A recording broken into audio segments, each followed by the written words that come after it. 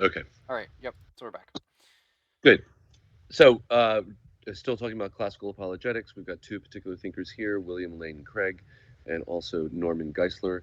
Hmm. And yeah, basically, it's with classical apologetics. It's this two-step approach: proof theism and then proof Christianity. So, Yep. do you have any opening remarks on Mr. William Lane Craig? Let me see. Okay. Yeah. William Lane Craig was interesting. Because so he showed like there was a difference between knowing Christianity is true versus Yeah, showing it. sure. Yeah. So one is for the individual and one is for like Pro- interacting dem- with others. yeah, demonstrating to someone else. Right. Sure. So that was interesting. And he's got a very kind of rigid approach to the way that he thinks. He's got like an outline for steps, especially in his Sure. showing part, Right. um, which is nice because it actually gives you something to follow and criticize, as opposed Right. to something more vague or not as detailed, right? Right. So I think those were the high level things. Just a comment on the knowing Christianity is true Yeah. versus showing. He does bring up the role of the Holy Spirit Hmm. in, Yeah. uh, I guess, giving someone the confidence or certitude of knowing that it's true. Obviously, the Holy Spirit is going to be outside of the purview of, let's say, just rational argumentation, which would be more part of the knowing. I'm sorry, showing. Right. Um, and but nonetheless, that's an interesting piece because it does include this important Christian component of the role of the Holy Spirit working in an individual. But Right. again, that's more that's more of a uh, sidebar topic because that would need to be proven, right? Hmm. Right. Yeah. At some level. And that's not his point here, right? The point here is just sort of making a distinction between showing and knowing. Yeah.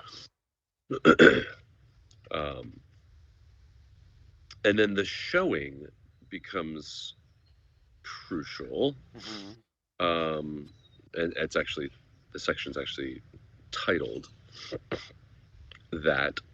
Um, and by the way, I mean we can. I mean I know we tend to talk about one thinker and then go to another thinker, but these two thinkers. Well, one thing I noticed about Geisler is that the the vast majority, at least on the chapter of him, starts out with defeating all of these other worldviews, Right. right? And Well, first, what's interesting about Geisler is the chapter actually, I think it starts by looking at different approaches to theism, right? And yeah, then it goes to different like critiques on other worldviews. So first it's like critiques on theism, and then it's critiques on like a vast sure. majority of other worldviews. Right. No, that's true. I mean, he does start with agnosticism, Hmm. Geisler, Yeah. um, and uh, and then moves. You're right. Moves through all of these other views or different takes on theism, right? Hmm. Or I guess he's really sort of analyzing what he calls like the tests for truth, Yeah. Geisler, Yep. right? But I did realize that the how he opened was a critique of all of these other possibilities before he gets to the heart of his before he gets to a positive contribution, right? Yeah. Hmm. He's turning down um, a lot of things first. yeah, which is just is I bring it up because it was a notable approach that he's taking. I Hmm. mean, to be fair, in the showing Christianity is true. So now we're back to William Lane Craig. He does on 228 deal with the absurdity of life without God, right? Right. So Yep. that is a type of attack on a particular non-theistic view. I don't know if this is his approach, right? Hmm. Um, that is to sort of knock out all of the other views before he proposes his own. Um, but at least there, I mean, it seems like it's only really one, right? The absurdity of life without God, and then he starts to get into um, the knowledge of God, right? And then gets into all these arguments: ontological, cosmological, teleological, and so on. Right. I don't know if you'd wrap this up into the absurdity of life without God, but there's the unacceptable implications of atheism. Yeah, yeah, Um, so I guess maybe that's the part of the unobserved, like the absurdity, or maybe right. that's just maybe that's slightly a separate topic. Well, you're saying specifically on like pointed at atheism? Yes, Yeah. Mm-hmm. totally. Yeah, Yeah. that would be. I mean, as he sort of like runs through this, pointing to like the Holocaust, pointing to um, you know uh, Dostoevsky and some of these other ones, right? He is obviously trying to show that at some, well, and I forget if it was this one or the other one where it was like it might have been Geisler, I'm not sure, about where he actually quotes like Sartre, Camus, and Nietzsche on their. I mean, even though they were atheists, they Yeah. did It's not. this one. They didn't really embrace it, right? Yeah. Well, they didn't. I'm sorry, it was always a negative consequence, Mm-hmm. and yet it was a negative consequence that they embraced, right? Um, Bottom of 229. It looks like yeah, Jean yeah, Paul is quoted. right. And then, yeah, in Craig's line there, adding that if there is no God, then even the universe and its eventual death have no meaning. Mm-hmm. Um, so, and I think it actually sort of dovetails a little bit with what we were talking about last Yeah. I week, was just thinking that. or, yeah, right, or 2 weeks ago, in terms of subjective meaning or purpose and objective meaning or Yep. purpose, right? Um, I mean, granted, you would have subjective personal meaning in a meaningless universe, but that meaning sort of dies with you Mm-hmm. versus this sort of overarching, objective purpose and meaning for existence Yep. that obviously Craig and the others are promoting. Right. Um, so I guess that's sort of brought up in part. Let me just see. I'm just trying to get the methodological approach here. Um,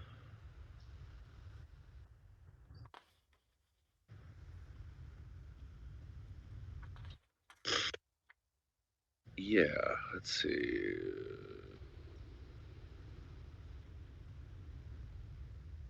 Are you talking about his approach on 234 um with proving theism?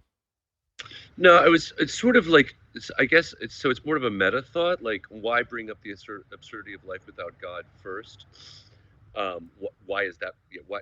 What purpose does that serve before he gets into the positive arguments, right? It's Mm-hmm. a negative argument, meaning, in other words, without this, then there are problems, right? Without this, then there's no meaning. Without this, there is no purpose. And Right. then the positive arguments being, but from what I could tell, it seems like it just sort of jumps in. I don't think we're given a explanation as to um, why that comes first. And I guess, well, it's showing Christianity is true is the overarching uh, break. So this, yeah, I guess it's just this is one way of showing that Christianity is true. That if you deny the God of Christianity, then you're going to get a world that is meaningless. Right. Yeah, yeah, yeah. Um, so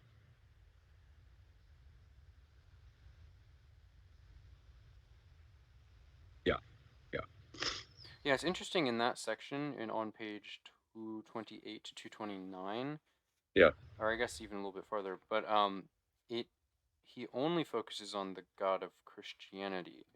right, It's not the generic, or it's not the just yeah, the sure, generic theistic God, yeah, which is what he delves into a bit more right. on in the next section. Right, and that's sort of, and to be honest, I don't know that like I don't know that he actually, at least in the summary, clarifies why it has to be the God of Christianity, Right. right? In other words, could you just take out the of Christianity and everything still makes sense, right? Right.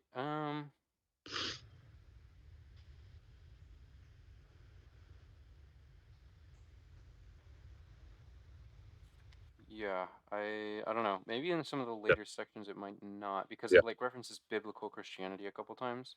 right, right, Um, and how it tied into the Greco-Roman world and right. yeah. Oh, that's true. That's true. Yeah, you're absolutely right. Like 230. Yeah. I was remembering that section. That's fair. So it could be the case that that 228 to 229 is more generic, and then it gets into. You're absolutely right, Yeah. which I thought was good. Which I thought was a really good section, right? Mhm. Um, just middle of 230, even some actions in the name of Christianity would be condemned: marginalization and persecution of Jews in Europe, treatment of the Anabaptists, namely those that are ignorant of Christian ethical teachings or unfaithful to them. Mhm. Um, and then that latter part is really good. I have that heavily underlined. The morals of the existing Greco Roman world into which Christianity was born then shows how Christianity gave birth to the unique ethics we in the West now accept as moral, claiming that humans are made in the image of God and that individual lives are valued by their maker. Christianity condemned infanticide and abortion, wanton violence, such as the gladiatorial games, human sacrifice, and suicide. And then it moves on to whatever, um, caring for the dispossessed, right? Orphans, widows, the poor, the elderly, the sick, the blind, the insane. Mhm. And it does seem like, and in fact, actually, Nietzsche, when he critiques, so Nietzsche's like 1800s, when he critiques Christianity, he like loathes Christianity, absolutely. And when he critiques it on the basis that it promotes a weak ethic Mm. or an Mhm. ethic of the weak. Oh, sure. So Mhm. you with me? Yep. The orphans, the widows, the poor, the elderly, the sick, the blind, the insane. Whereas he was promoting this sort of ethic of uh, der Übermensch, this sort of this new man that will destroy all the old traditions and commandments and morals to create a new morality based on strength. Mhm. So he, yeah. So that's a good example of what Craig is talking about. You remove this God of Christianity, which Nietzsche does, and then you remove those. I think Nietzsche actually refers them to those old tablets, those old commandments and laws and principles, and then you get someone that is, or you get a theory or approach that is all about sort of power, strength, Mhm. flourish, and which would not necessarily include the weak, you know. Right. So um, so good. Now, do you want to get into some of the arguments? We got ontological, Right. cosmological. I do like that they're outlined, Mhm. um, because that makes them a little bit easier to analyze. Yes. Is the ontological? I mean, oh yeah, it is. Yeah, yeah. Yeah, Yeah, it's nice. It's nice because it's he's got steps. yeah, Like for the ontological argument, he has a list of steps. right. It Basic, yeah. Premises leading to a conclusion, Yep. right? It is possible that a maximally great being exists. If it is possible a maximally great being exists, then it exists in some possible world. If a maximally great being exists in some possible world, then it exists in every possible world. If it exists in every possible world, then it exists in the actual world. Therefore, God exists. Right. And you're familiar with the ontological argument, it's sort of like before this, because some of the wordings changed. Right. Yeah. Yeah. Okay. Okay. So the one great criticism, and I'm not sure if he's been able to avoid this, is well, it's actually listed up there, right above the argument, right? Yeah. Mm-hmm. 234, right above it. Let's see. This is Kant's objection. Later objected that even supposing we cannot separate God from existence, such that if we affirm the most perfect being, we have to accept that being's existence, we could still reject the whole idea of an existing all perfect being. So, in other words, the Kant's criticism of this was originally Saint Anselm's argument um, from the Middle Ages. His argument is that the inclusion of exists is either an illogical move or an inappropriate step. Mm-hmm. Um, that the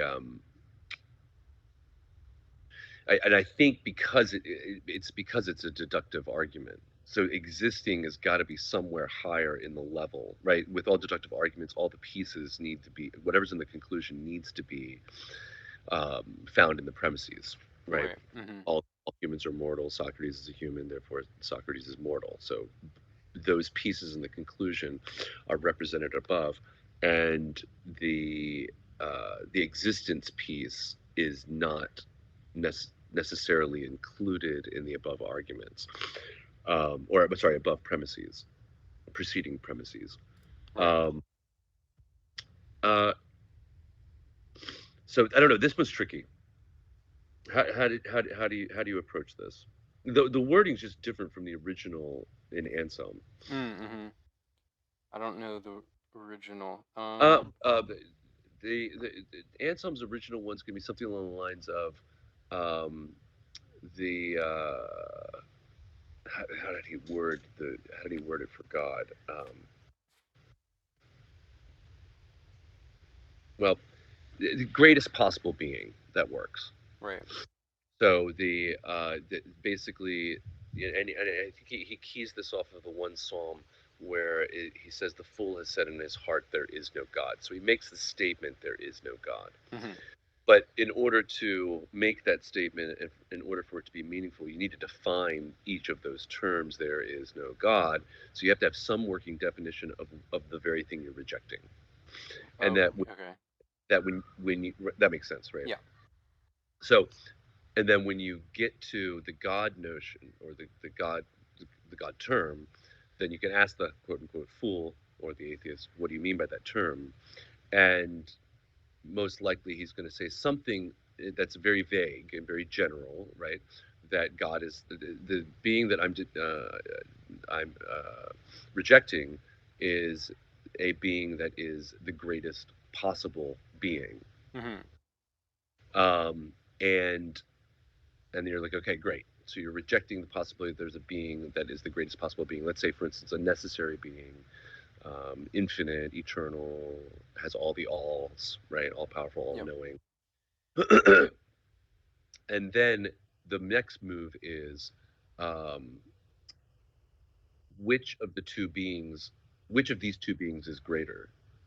One that is just existing as a concept in your mind versus one that actually exists outside in the real world. And Mm-hmm. you'd have to say, oh, well, of course, the one that I'm, you know, out of those two options, the one that exists, one that really exists, not just as an idea, would be greater. And then that's Is the that trick. true though? Well, I probably, don't know. Like from, I'm just thinking like if a concept exists in your mind, like that's having a direct influence on your behavior, right? Like from a mental psychological level. And right. those are things that people spread to other people. It's like it's Sure, their ideas, their memes sure. in the traditional sense.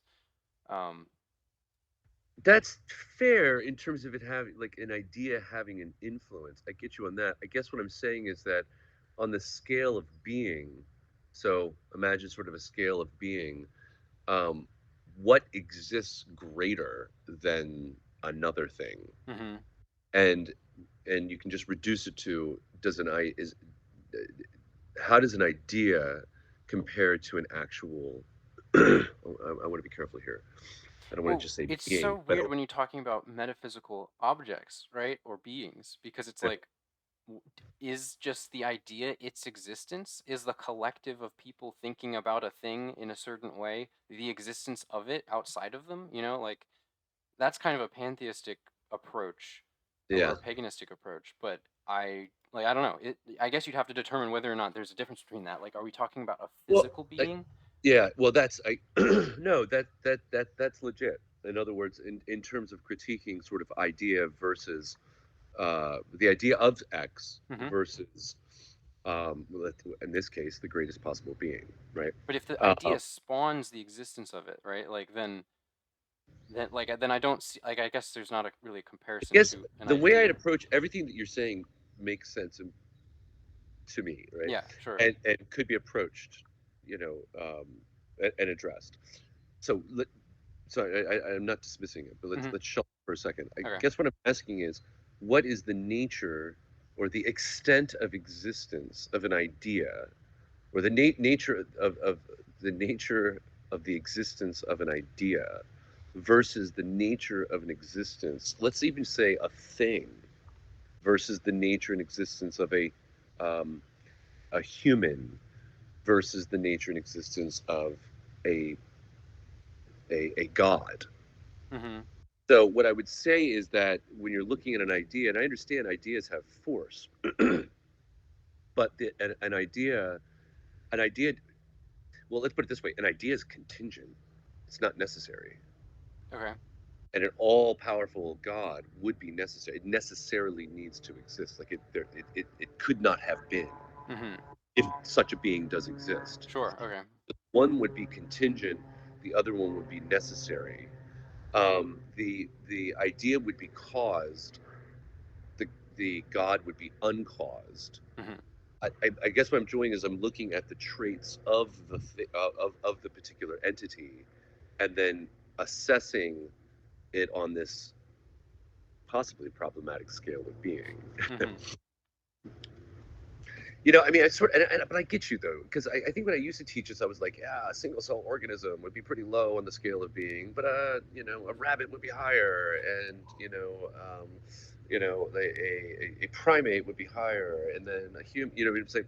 But that's even tricky Yeah. because there's the single cell organism, the rabbit, the primate, the human, they all exist, Hmm. and they are all, they're all, you're gonna have to throw in something else to push one up the scale, like in other Right. words, like intelligence, a piece that makes me higher up the scale of being. Well, and then I'd have to justify why, Yeah. right? Hmm. But I think that's assumed in what I'm saying, Hmm. but it might not necessarily be fair, Right. right? Hmm. Because the single cell organism certainly exists, the rabbit exists. So it's what other piece do you bring in to show that something is doesn't exist as great as something else? Right. You know, Especially when everything that exists as an ecosystem that's all interdependent on everything else. So it's like, I like, I don't know, if you have a concept of God kind of like in a pantheistic kind of a sense, right, where God is the universe, yeah, um, it's almost like the thought. It's almost circular isn't quite the right word, but because everything spawns is like a part of God, yeah. then it's the ideas, the things that exist aren't like nothing's greater than anything else in that sense. No, Um, I think you're right. mhm. You would be right. This would assume, at least as this book's talking about it, a theistic notion of God Right, work as separate from creation, right, yeah, right? So, but you're absolutely right. If it's all like within the sort of Indian metaphysics, Brahma, hmm, then then the whole scale of being starts to break apart, right? right, Right, because I am it and it is me, hmm, so I can't put myself lower on the scale of being than it, right, right? hmm, Uh, so, but going back, so let's work with the assumption yeah, that things like that the idea is not as great as the thing as the thing itself. hmm, You know, another example sort of comes to mind in terms of a striking analogy, that my idea is like my idea of Maui versus Maui, which is which exists more greatly, and that might be tricky as well. But my idea fades. hmm, My idea is inaccurate, or will could possibly be inaccurate. hmm, I'm misremembering things. but Maui is Maui, Right. Mm-hmm. Uh, so and that might not be the best analogy, but at least strikes at least helps us with idea versus thing. Right. Um, but I have to be honest. I mean, the funny thing here too is that now we go way back to politics and society when we're reading Plato's Republic, and Plato, the idea is greater than the thing itself, right? Right. Mm-hmm. The thing itself is fading, and like in other words, as long as there's a human brain to have an image of Maui or an idea of Maui, um, and let's say you know ocean levels increase and totally cover Maui, Right. my idea might actually be greater than the thing itself. Right. Um, but let's just say, working with the Anselmian model, an idea is not as great as the thing itself. So going back to the argument now, Mm-hmm. if the idea is not as great as the thing itself, then the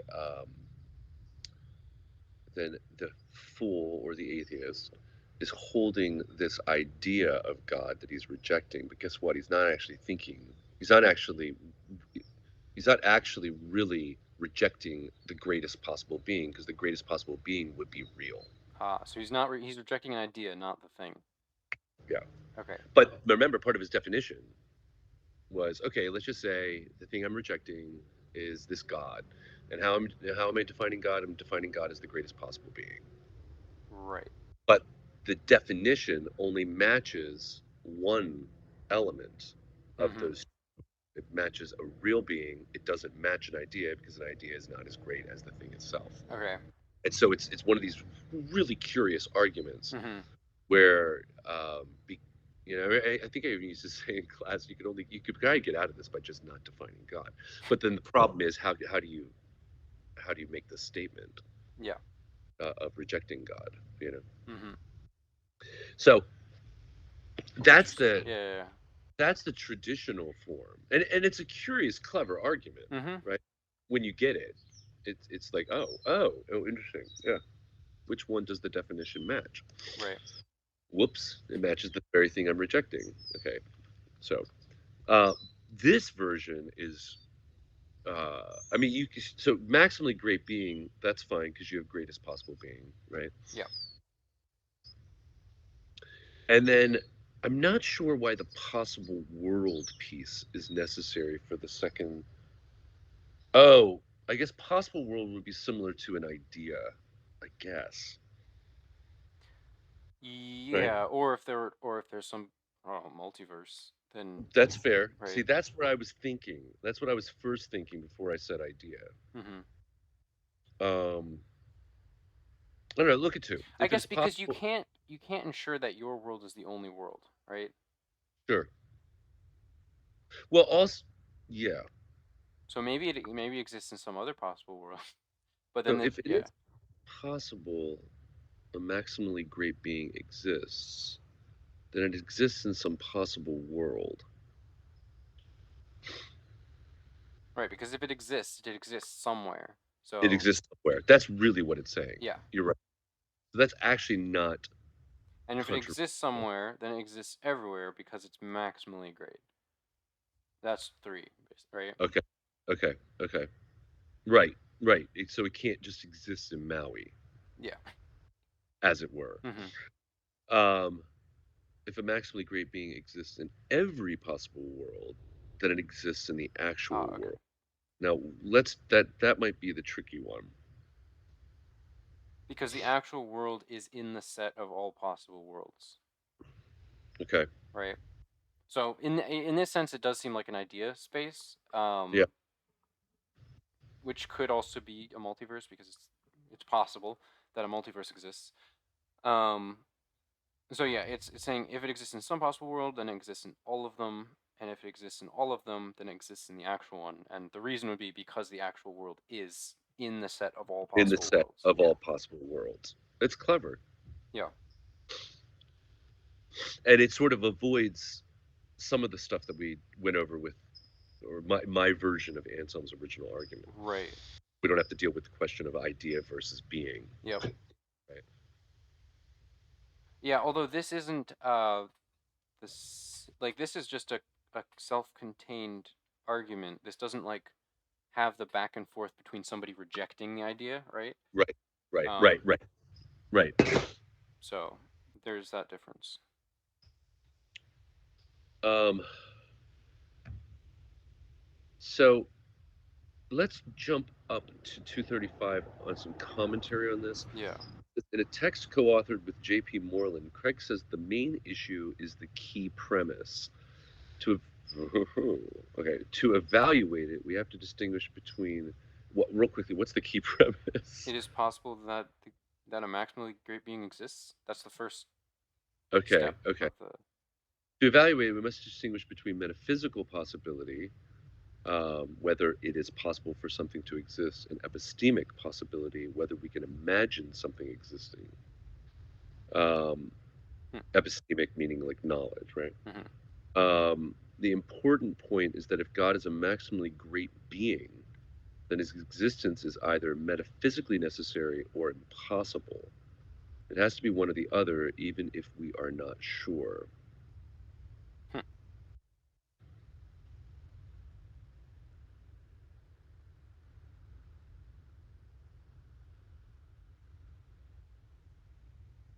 Right. So I Hmm. guess in all of the phrases where it says it is possible, you could replace it with it can be imagined, or we can imagine that a Right. maximally great being exists. If we can imagine that it exists, um, then it exists in some imaginable world. Mm-hmm. Mm-hmm. if Mm-hmm. if it exists in some imaginable world, then it exists in every imaginable world. If it exists in every imaginable world, then it exists in the actual world. That is like that's where that breaks down, right? Yeah. Yeah. Because the Yeah. actual world, while it is an imaginable world, doesn't mean that if just because in it in an imaginable great maximally great being doesn't exist in the actual world. Um, so that's where that would break down. Yeah. So with metaphysical, you're obviously you're going to be making a claim about what is right, what Yeah, is real. I think it's interesting that you should use epistemic possibility. So I guess we'll deal with the definition that he gives, whether we can imagine something right. existing. It's like, is it possible for us to imagine? Yeah, whether we can imagine something existing. Yeah, because it wants to make. I mean, let's put it this way: its final element is trying to make a metaphysical claim, Yeah. right? Mm-hmm. That is the conclusion. Therefore, God Right. exists, right? Which And then means that all of the possibilities preceding it need to be metaphysical possibilities. yeah, yeah. Yeah. So it's also so with at least how you put it, Mm-hmm. then the question is not just uh, oh yeah, I got you. So it literally covers the whole element, the whole argument, Yep. premises to conclusion. Which which possibility are you working with? Yep. And A then metaphysical or an epistemic? yep. And then in step 4, it switches from something that could be either to Right. something that's absolutely metaphysical. Yeah, and that's what I think four is the key premise there. Yeah. Or at least the critical Don't one. you think that it exists in every possible? Well, because you're actually moving the two reality, Yeah, exactly. right?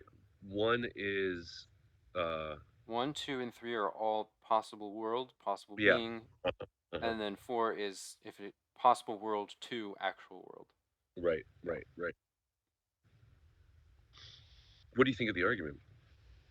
Um, the counter argument or the No, I what do you mean, think of the ontological argument as laid out? right. I think it's interesting. I think that that that makes it really hard to parse because if it is just an idea, like the idea space is probably larger than the metaphysical space, right? Yes, yes. Unless the metaphysical space encompasses like if every idea is metaphysically accurate in some Mhm. like alternate universe theory, Right. um then you run into some very weird maybe conflicts or just I don't know how to describe it, right? Like then it would be true. Mm. But then you might also run into like um, worlds within worlds within worlds kinds of a thing. Yeah, So I don't know how consistent that is. Um, but yeah, I guess because it's you're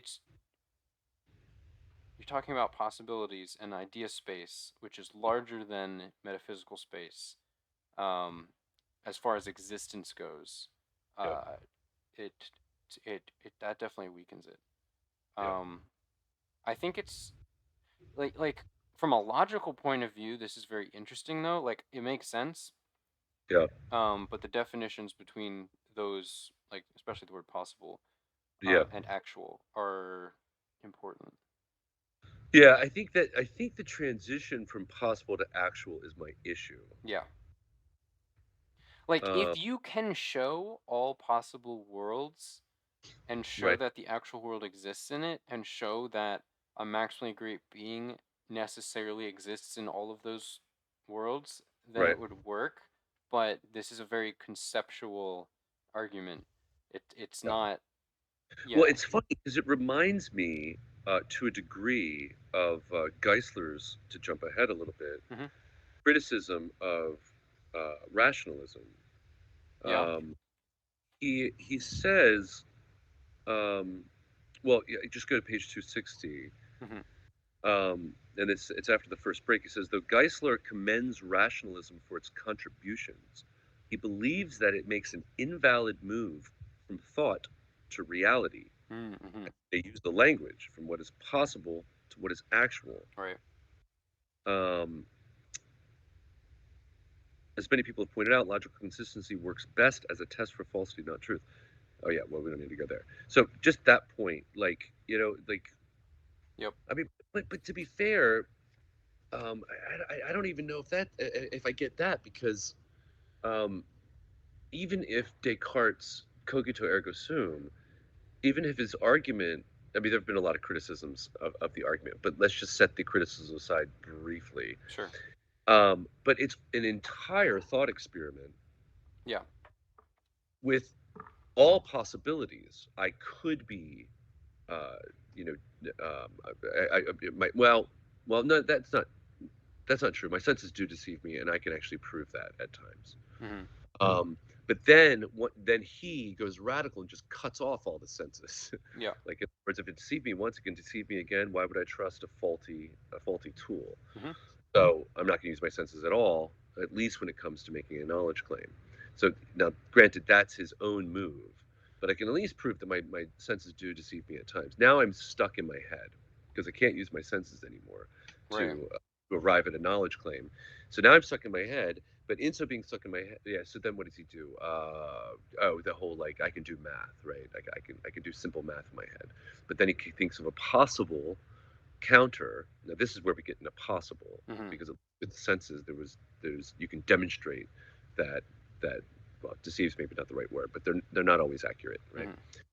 And then he comes up with this almost impossible hurdle.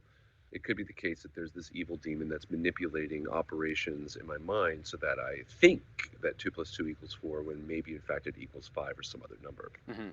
Now that's a possibility, but the point is, even in that possibility, he's able to arrive at, well, wait a minute.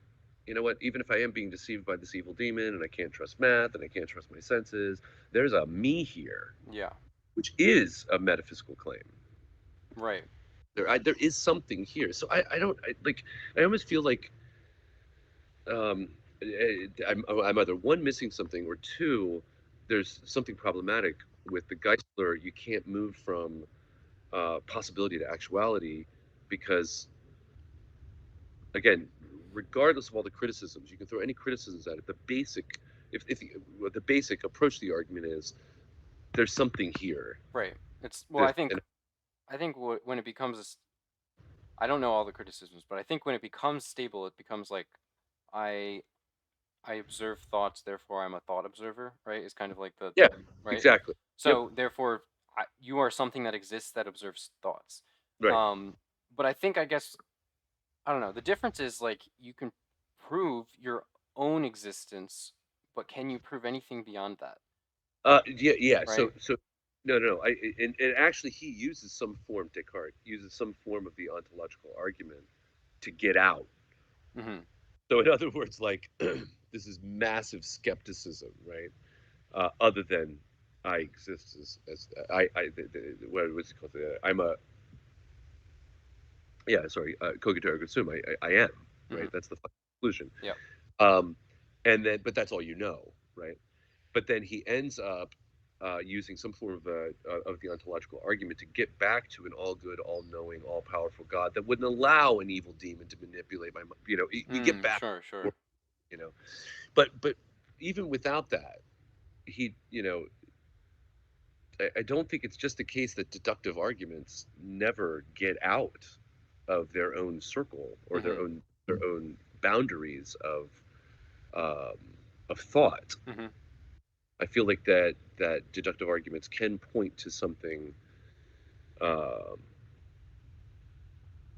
something in reality. Yeah. Yeah, I guess Geisler just uh I guess sees that as invalid entirely. I don't know. Again, we're getting Well, the I author's think we're rendition of jumping ahead, this. and Yeah. we are just getting a piece of him. Yeah. But he's yeah, invalid is right. It makes an invalid move from thought to reality, Mm-hmm. from what is possible to what is actual.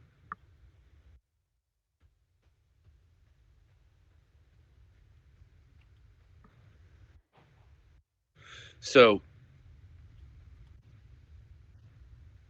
well, actually, continuing, he says rationalists might agree, quote, but insist that they are not moving merely from the logically possible to the actually real. This is still on the same page, Mm-hmm. but from the logically necessary to the well, that's great, to the ontologically inescapable. In other words, they are claiming that if they can show that something is logically necessary, it has to exist. In response, Geisler emphasizes the difference between logical necessity and undeniability. Um, yeah, I'll just continue. We could add our own illustration. Every quark is logically necessary, right? But it does not prove the quarks exist. Mm-hmm. Um, Geisler says there's no way to rationally prove anything in reality, although some things may be undeniable. And I guess that would be undeniable in the world of thought. Right. So a person cannot, for example, deny their own existence because they have to exist to make such a denial. Mm-hmm. And then he goes into his own criticism of the ontological argument. Um, so I don't know. It's the.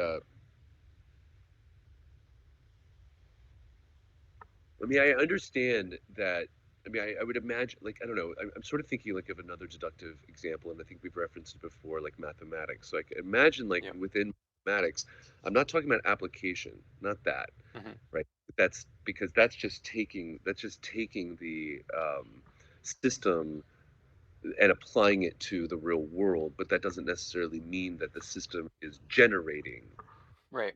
anything about reality. It's just that you're like, hey, these principles are interesting. Let me build a bridge, you know, and then pragmatically it works over time, Yep. right? Mm-hmm. But like within I don't know. I'm imagining like a Goodwill Hunting type of scenario where you're developing, you're working on this crazy theorem, and it's just massive and mind bending, but it's all enclosed within the system that within that deductive system of mathematics, and it doesn't bear out a metaphysical statement, Right. Mm-hmm. right?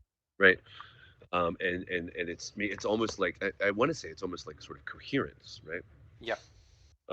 And um, so in that type of deduction, I can see that it doesn't bear out a like whatever I've done every mathematical step, and then it leads me to a metaphysical conclusion, right? Mm-hmm. I get that, but I'm not convinced that all um, like the cogito is an easier one to see. This one is a little bit trickier, where you've Right. got you know I mean, but the cogito is basically his what? You can't deny your own existence if you if I'm like. thinking right now. Yeah. if So you're even if denying I'm it, being then you're deceived, but existing. yeah, if I'm being deceived by my senses, and if I'm being deceived by this evil demon, well, there must be something that's being deceived. Yeah. Ergo, and the criticisms are usually with I. Like, how do you get to the I? I Hmm. mean, you have to say something like, I don't know, thinking is going on right now, or something Hmm. like that. You can't get to a, and you could be a plurality as opposed to a singularity. Right. Think like that. Um, so yeah. Hmm. Wow, our call has a limit I in this. know. I don't Did you know. see that? I did. I think Oh, maybe because we Google. had three people in for a second. I Oh, don't there we know if that's what it is or yeah, because I've no, never had a problem with two people before. So yeah. weird. Um, yeah, we're getting at time, aren't we? Yeah. True. Okay, okay. Um, good. Well, let's stop right here with the recording. All right. Sounds good.